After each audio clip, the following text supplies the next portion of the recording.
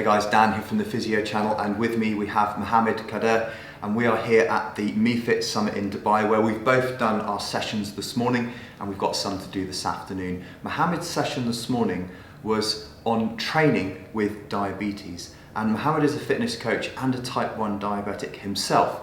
So we've just been having a talk about exercise and diabetes. I'm going to hand you over to Mohamed now, who's going to share some helpful information on exercise and diabetes. Thank you very much for the introduction. So yes, diabetes, which is becoming a very widespread global condition today. You've got type 1 and type 2 diabetes, but the modalities of exercise that I'm about to talk about right now apply to both types. So if we were to break down exercise into 3 categories using 3 different energy systems, let's say we've got one that is heavily reliant on the aerobic system, one that is mixed, and one that is anaerobic. The aerobic system, or where you're taking a client, for example, or you're an individual with diabetes and you want to bring down your blood glucose, if you were to get on a treadmill and walk, jog, or run at a pace where you can still comfortably talk and recite the alphabet, where you're just starting to get out of breath and having to take a bit of breaths between those A, B's, and C's as you're saying the alphabet, when you're doing that, you're actually going to bring down your blood glucose nice and steady. And that's fantastic for you if your blood sugar is a little bit high, or you had a high glycemic index meal and your blood sugar skyrocketed and you want to bring it down nice and slowly. One of the best things you can do, even if you're a type 1 or type 2, is go for a brisk walk, a jog, a light run to help bring down your blood glucose nice and slowly. But we don't just want to increase our sensitivity to insulin then and there. We want to have sensitivity to insulin throughout the day and throughout our lives to help control our blood glucose better. One of the best things you can do for that is resistance training, and that brings me into the mixed approach. So a mixed type of energy systems being used, we could consider it starting with a warm-up, some variances in your resistance training program, and then tapering off with a cool down.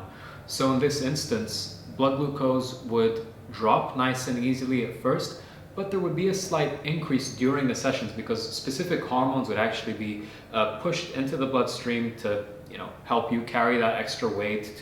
The body's essentially preparing for some rapid movements or some heavy lifting. So hormones will be secreted, which would slightly increase blood glucose levels, but over time, and when this is programmed appropriately and properly, you'll find that insulin sensitivity increases in addition to muscle mass increasing. So the more muscle mass you have, the more sensitive you are to insulin.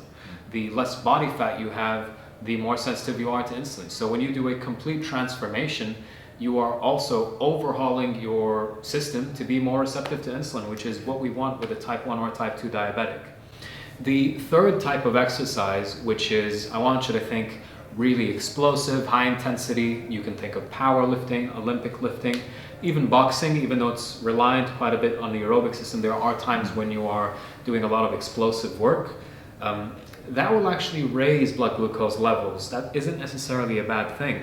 There is a slight increase in blood glucose levels, but then again, we see as well, over time, that helps keep blood glucose numbers down. So knowing how your body's going to react to specific types of training will help you to modify your dosing. If you're on insulin, will help you to anticipate potential high blood glucose after a session, and overall increase your quality of life by making you more sensitive to insulin. And you'll notice that that's one of the key benefits of exercise. It's increasing your sensitivity, you take less insulin, your glucose variance becomes nice and steady, and you're in metabolic harmony, as I'd like to call it.